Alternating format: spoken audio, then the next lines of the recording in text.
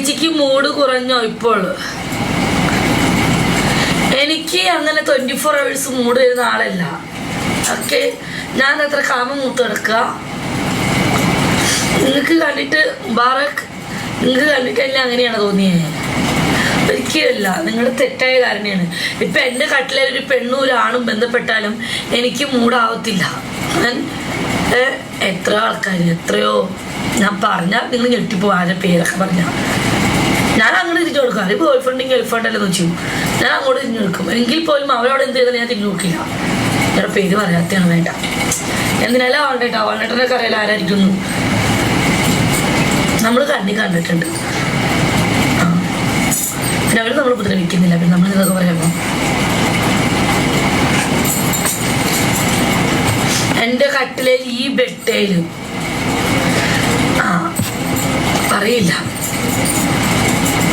ഞാൻ അങ്ങോട്ട് തിരിഞ്ഞു നിൽക്കും. അവര് ബോയ് ഫ്രണ്ട് ഗേൾ ഫ്രണ്ട് അല്ലേ, എന്തിനാ സൗണ്ടൊക്കെ കേൾക്കും. ഞാൻ അനങ്ങാൻ പോവില്ല. നമുക്കറിയാം എന്താ ചെയ്യണേ. ഞാൻ തിരിഞ്ഞു പോലും. പക്ഷെ എനിക്ക് അവർ എൻ്റെ അടുത്ത് കിടന്നിട്ടും അവരവിടെ സെക്സുപരമായിട്ട് ബന്ധപ്പെടുമ്പോൾ എനിക്കൊന്നും തോന്നില്ല. എത്രയോ എത്രയോ എത്രയോ എത്രയോ എത്രയോ ടിക്ടോക്കിലുള്ളവർ തന്നെയാണ്. ഞാൻ പിന്നെ എൻ്റെ ഫ്രണ്ടാണ്.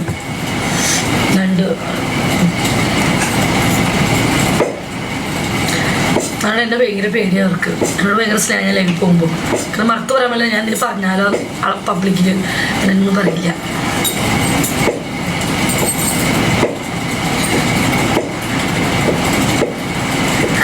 കിളി ചെയ്യുന്നൊന്നും ഓർമ്മയില്ല.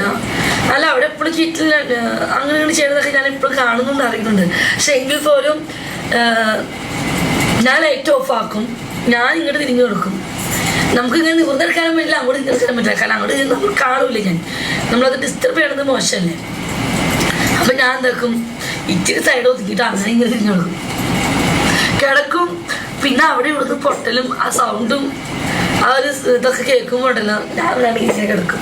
പിന്നെ നമ്മൾ ആ സ്പോട്ടിൽ നമ്മൾ മറ്റൊക്കെ നമ്മൾ ബുദ്ധിമുട്ടുണ്ടാക്കാൻ പാടില്ലല്ലോ. എന്നിട്ട് അങ്ങനെ കിടന്ന് ഓർക്കും.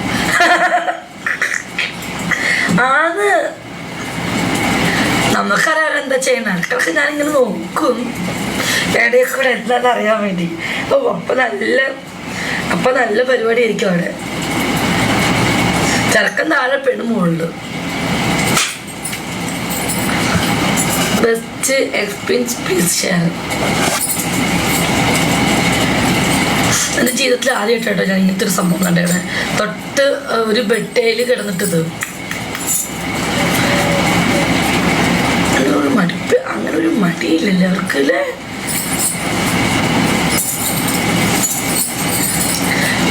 ചിലരൊരു എൻജോയ് ചെയ്യുന്നുണ്ടോ?